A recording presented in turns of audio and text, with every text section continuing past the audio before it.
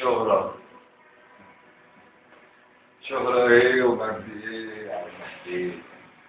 هو انا بتاع الكلام ده برضه. هو ربع كيلو كباب وخبز كليوباترا وكوباية شاي أكبر من أجدع مجد في الدنيا. أنت عارف بقى الحاجات دي يفهم فيها مين؟ يفهم فيها الأستاذ بتيوني. عشان هو الأستاذ بتيوني. إنما أنا متولي وبس. مالك يا عم حسين؟ أنا كنت زمان بلعب كورة حلوة أوي. والله. ولا تقول لي بقى أبو تريكة ولا شيكابالا.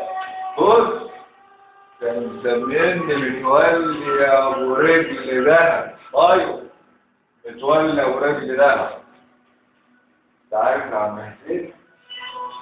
ناس كده يعني حبايبي كده زي كده قالوا لي روح قدم الجنان.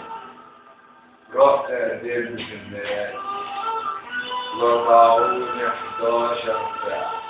اي والله يا عم حسين 11 ساعة. ولما جه دوري ما قدرتش اقوم اجري. ما انا كل ده ولا كلت ولا شربت ولا عملت اي حاجة. ولما جيت اجري وقعت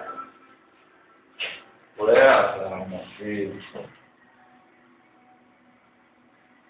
انا طول عمري وانا بشتغل خامس ولا بطل عشر ومش في الدماغ ولا في الكتف.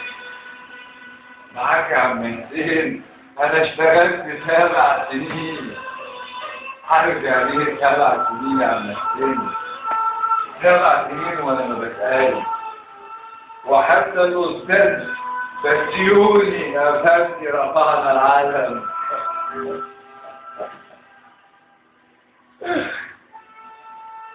كان بيعاملني اوسخ معامله. كان الرمل اللي في الصحراء ده كله كوم والرمل اللي في معاملة الجلع ده كوم كده. اي والله يا عم. ده انا يا راجل لو في مرة قلت له صباح الخير كان بيرد عليا بعض. انا مش عارف هو غلطان مني ليه يعني. ما عندنا كويسين اوي. مش عارف اقول لك ليه ولا ايه. سيبك انت. الواحد من غير شغل يا عم حسين يبقى قد المليين. يبقى قد ولا حاجة يا عم حسين.